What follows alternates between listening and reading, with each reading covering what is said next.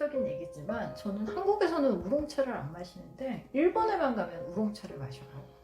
굉장히 좋아합니다. 그래서 산토리에서 나온 우롱차를 얼음을 가득 넣어서 그 아이스 우롱티를 마시는데 그 도시락이랑 그 우롱차를 마시면서 책을 읽으면서 기차 여행을 하는 걸 정말 가장 좋아해요. 제가 굉장히 다양한 형태의 여행 중에 기차 여행을 제일 좋아하는 이유 중에 하나는 유일하게 책을 읽어도 어지럽지가 않아요. 그러니까 밖에 풍경을 보면서 책을 읽을 수 있고 교토에 이제 가기 위해서 제가 일본 그 비행기 티켓을 샀는데 대부분 후쿠오카행으로 비행기 티켓을 끊어요. 저는 왜냐면 후쿠오카행이 가장 싸요, 여러분.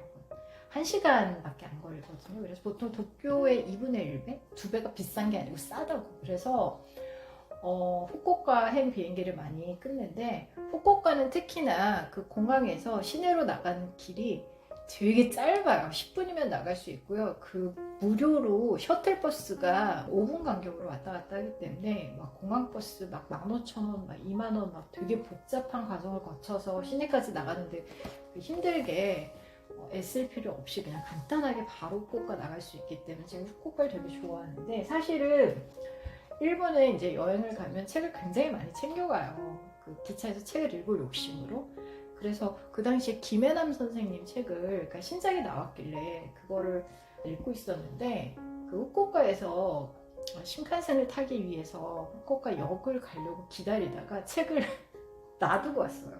잃어버렸어요, 책을. 그래서 너무 기분이 나쁜 거예요. 저는 이상한 또 이렇게 강박이 있어가지고 책을 중간에 읽다가 멈추면 기분이 너무 나쁘거든요. 무조건 좀 끝까지 읽어야 되는 버릇이 있었는데 영 찝찝한 거예요. 그래서 근데 어떻게 잊어버렸는데 다시 갈 수도 없고. 그래서 그 다음에 읽은 책이 백수린 씨의 아주 오랜만에 행복한 느낌이라는 책이었는데 제가 한국 작가분의 에세이집을 되게 오랜만에 읽은 거예요. 어쩌다 보니까 이제 저희 동료들이기도 한데 의외로 더 많이 안 읽게 되는 것도 있는 것 같아요. 너무 잘 쓰시는 분들이 많아요. 정말 한국 분들. 근데 이분 책을 읽으면서 그런 느낌을 받았어요. 글이 너무 따뜻해요. 그 사람의 온도라는 게 36.5도의 온도라는 게 있는데 왜 담요를 그 한겨울에 추울 때 무릎 담요 이렇게 포근하게 그것도 누가 미리 덮어서 약간 좀 온도가 있는 마치 어떻게 표현하면 좋을까요? 내가 너무 사랑하는 내 강아지가 계속 덮고 있던 담요를 내가 덮어 쓰는 것 같은 느낌. 그 강아지 이야기도 나오거든요. 봉봉이라고. 봉봉이었을 거예요 이름이. 그 아이를 키우는데 아이가 저 세상을 가거든요. 무지개다리 건너가는데 그 봉봉이에 대한 그 뜻한 그리움이 정말 절절하게 묻어있는 챕터들도 있어요. 한동안 못 다니거든요. 너무 눈물이 많이 나서. 그러다가 이제 아이를 보내고 나서 마음이 조금씩 정리되면서 아이가 같이 걸었던 그 길들을 걷는 장면이 나오는데 이런 말이 나와요. 봉봉이 누구에게나 봄날의 햇살처럼 밝고 이 세계를 보풀이 일어난 친숙한 담요 속처럼 부드럽고 안전하게 느끼는 것은 가족의 사랑 속에 컸기 때문일 것이다.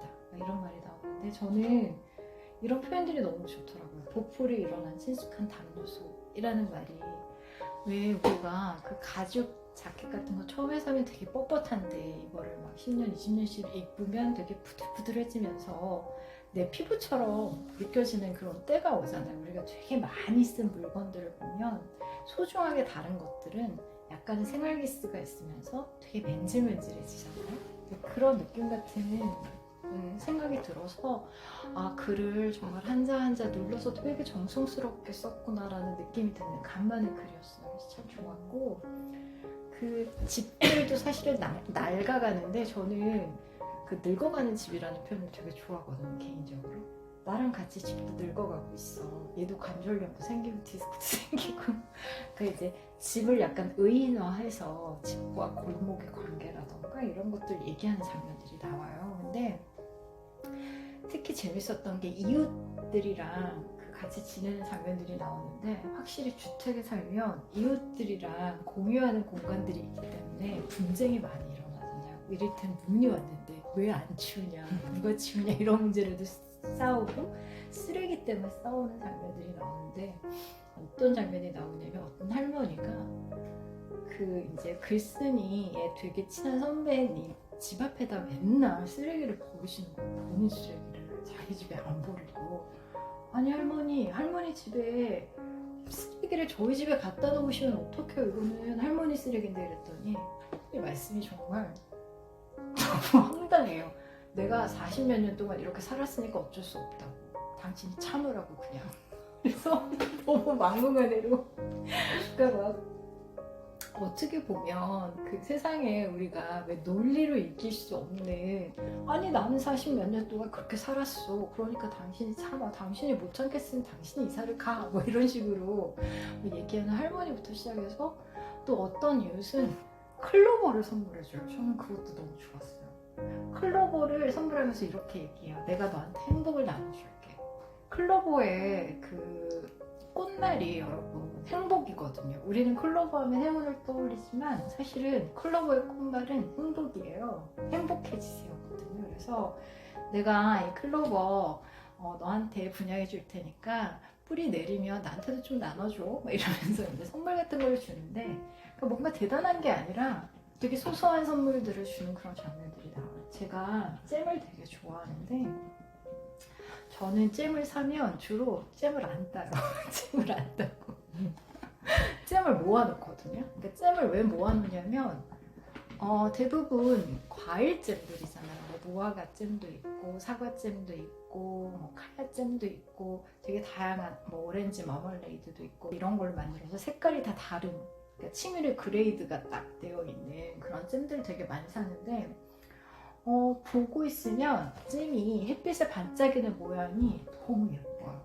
그래서 그 과일이 자라났던 열대 이국의 냄새가 나는 것 같고, 뭐 이를테면 꿀 같은 것도 선물하는 걸 되게 좋아하는데, 꿀을 보고 있으면 꽃 위로 벌이 날아다니고 있을 때 그 풍경들을 같이 선물하고 싶어서 마치 그 꽃다발 같은 느낌이 드는 거예요. 근데 그런 느낌들이 이 책에 되게 많이 담겨 있고, 아, 이분은 감수성이 저랑 되게 비슷하다, 코드가 되게 비슷하다.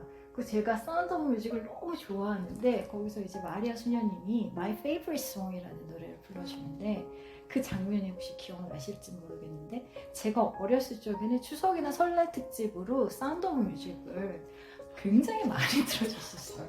그것도 1부와 2부로 나눠서. 왜냐면 되게 길어요, 그 영화가. 그 뮤지컬 영화잖아요. 막 마리아 수녀님이 정말 그 꾀꼬리 같은 그 목소리로 내가 좋아하는 것들은 뭐 고양이의 수염, 뭐 마술사의 뭐 이렇게 쭉 얘기하시거든요.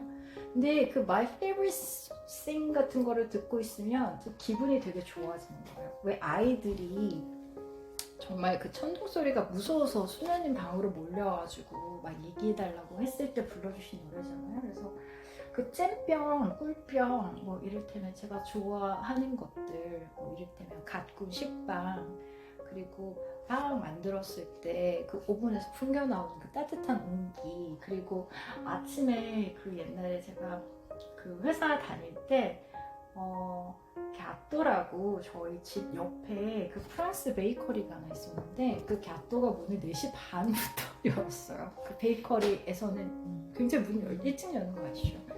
그래서 그때부터 막 빵을 반죽하고 굽기 시작하면 제가 출근하는 한 6시 반 정도면 막 그 냄새가 막 몰려왔었거든요. 진짜 코를 자극하면서. 근데 그 냄새들, 그 포근하고 따뜻한 냄새가 정말 아직도 기억이 나서, 저는 식빵하면 담요가 딱 떠올라요. 식빵을 담요로 만들어서 이렇게 덮고 식빵 제가 만약 애니메이션을 그린다면 아마 식빵 담요 같은 걸 그릴 것 같아요. 정말 커다란 식빵인데 그 따끈따끈해요. 금방 나왔네.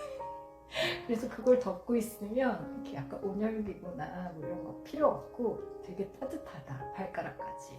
그리고 너무 맛있는 냄새, 그 신선한 가꾼빵 특유의 그런 냄새가 난다, 뭐 이런 것들. 그래서 책을 읽으면서 그런 어렸을 적에 정말 그 무서웠을 때 마리아 수녀님이 불러줬던 My Favorite Thing, 그리고 제가 정말 힘들 때마다 그 억지로 일어나가지고 가던 회사 출근길에 그 갸또에서 맡던 그 식빵 냄새, 그리고 그 벌꿀을 선물했을 때 이 꿀벌들이 날아다녔던 이 아름다운 바다, 그리고 아름다운 풀밭, 그리고 들판의 어떤 풍경들, 그 꽃다발 같은 풍경들을 친구들한테 나눠주고 싶다는 어떤 제 작고 소소한 마음들, 뭐 이런 것들이 다 모여가지고 정말 행복하다라는 느낌이 많이 들더라고요. 그래서 후쿠오카에서 신칸센 타려고 후쿠오카역에 와서 사실은 2시간 반을 넘게 줄을 서 있었어야 됐어요. 너무 사람이 많아가지고 그 JR 패스를 바꿔야 되거든요. 그 일본 철도청에 가서 직접. 그래서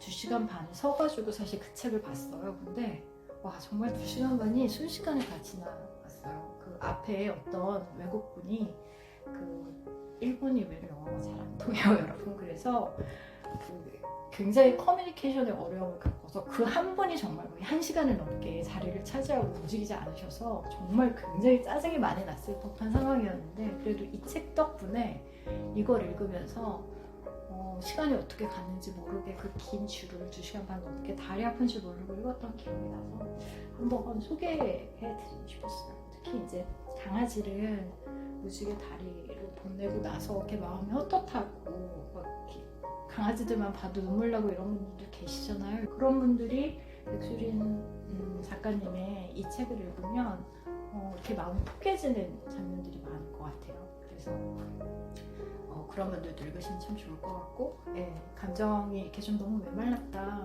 뭐 이렇게 미스트만 얼굴에 뿌리지 마시고 이런 책을 좀 읽으면서 이렇게 촉촉하게 적시는 그런 느낌을 느끼셨으면 좋겠습니다.